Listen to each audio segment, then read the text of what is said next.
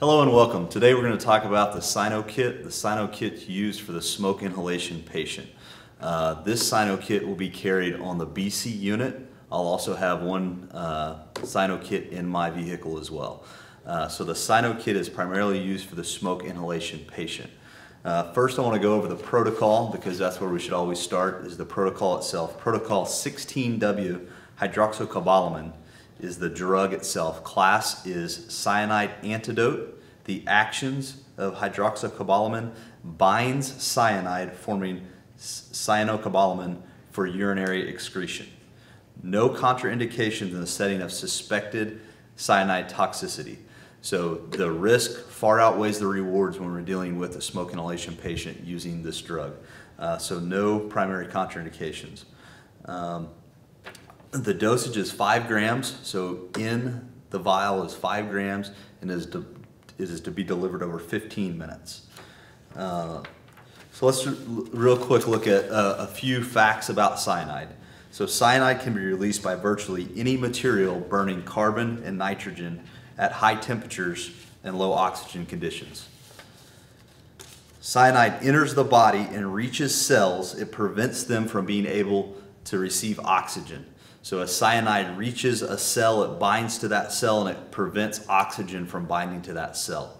Hydroxycobalamin prevents the cyanide from binding to the cell, allowing oxygen to enter into that cell. So when to suspect cyanide poisoning? We're using the word cyanide a lot, but really what am I talking about? I'm talking about smoke inhalation. So 3 main things we're looking for: exposure to fire or smoke in an enclosed area, soot around the mouth, nose, or the facial region, and then the third is an altered mental status. So if they hit those 3 or any of those 3 suspected of cyanide poisoning in the smoke inhalation, we're going to pull out and we're going to use the Cyanokit. Okay? A few things about diagnosing the patient with the Cyanokit. A couple of things we're looking for: cardiovascular collapse, hypotension, the almond odor of breath, altered level of consciousness, respiratory arrest, cardiac dysrhythmia, seizure. Some of the main severe signs and symptoms associated with cyanide poisoning. So how do we use it?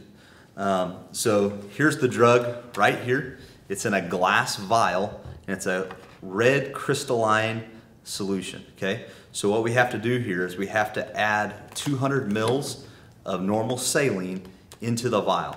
So the way we're going to do that is by this provided here. It's a transfer spike. We're going to spike the bag just like what we always do, and we're going to add 200 mils to the vial.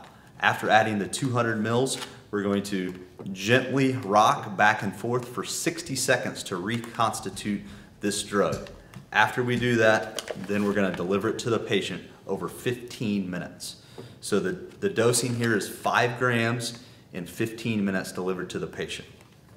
Okay. Also in this kit, I have the protocol and the drug information sheet just as reference material.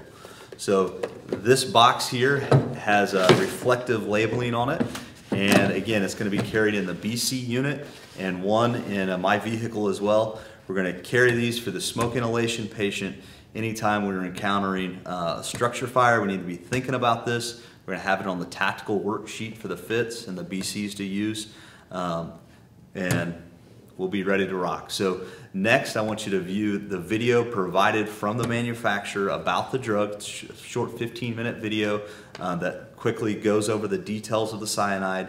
Then I want you to take the 10-question test attached to this. And then after you take your test, you're going to submit it to your BCs, and your BCs are going to turn it in to me. So you guys have a good day. Stay safe out there.